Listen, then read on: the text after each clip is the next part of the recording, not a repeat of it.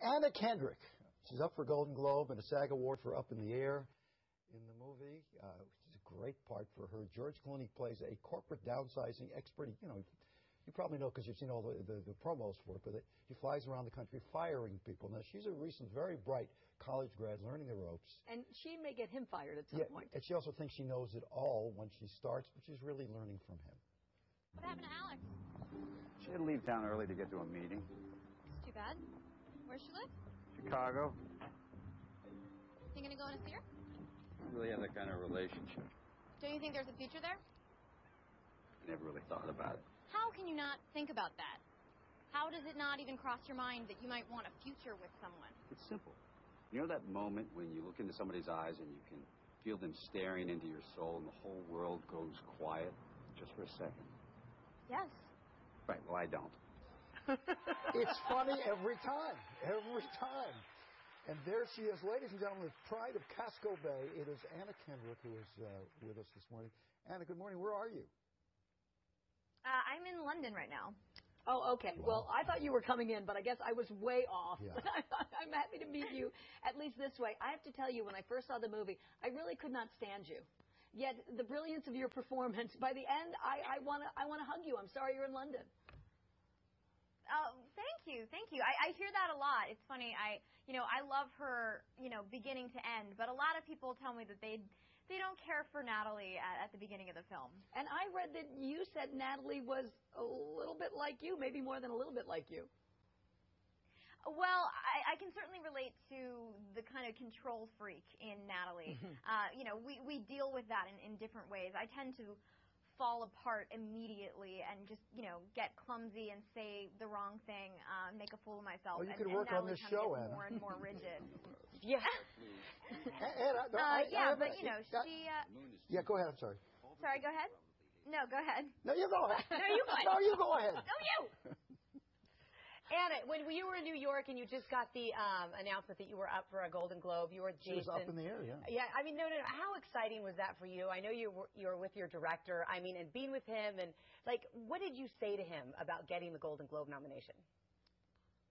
I mean, I don't know what there is to say. It's just one of those moments where you kind of, make really excited noises, and you kind of just know that, all the eloquent stuff can be saved for interviews, and you can just have a kind of did you squeak? Really primal scream moment. Yeah, primal scream. Okay. So I'd like to get back to your character, because one of the things I find really interesting about your character, she's out of college, she's got the high IQ, she's an efficiency expert. She's a know-it-all. She knows everything except it's unencumbered by life.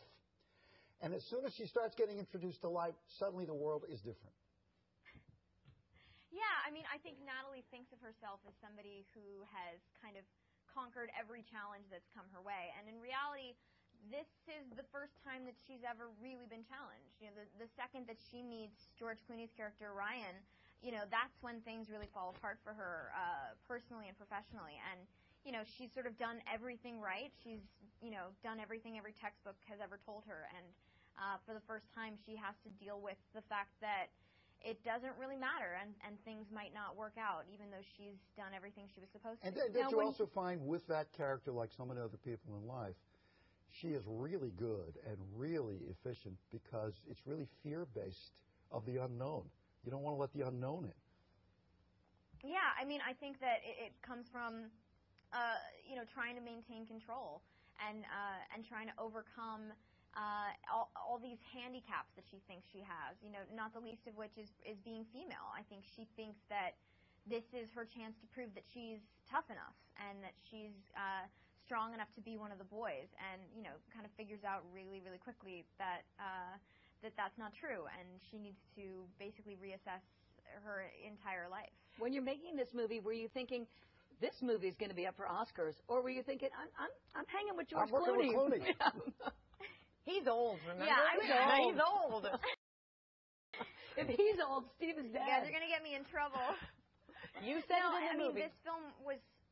This film was so fun to make, and I'm just so happy that a film that means so much to me personally, that I had such an amazing time on and thought was so special, is a movie that a couple other people out there think is pretty special too. And Anna, I mean, you have a completely different audience now. You have the New Moon audience, and now you have this, what I want to call a much more mature audience for Up in the Air. Are you noticing that when you walk down the streets? Well, the thing is that the Up in the Air audience doesn't announce themselves as loudly as the Twilight audience. Well said. Good. So yeah, I mostly still hear the Twilight. So you're in London. Are you doing the big opening? They usually do those Leicester Square opens where everybody goes crazy. You're doing a premiere like that? Well, I'm here doing some press, but we had the London premiere a while ago in the London Film Festival. Oh, okay. So now it's just me talking to you guys and talking to various you're British selling the movie. shows. You're selling the movie, but you know what? I'm trying. Here's one of the.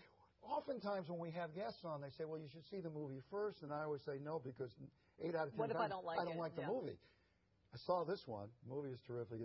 It lives up to all the touting about it, and the breakthrough person is you because most the grown-ups, if they don't have children of a certain age, didn't see Twilight.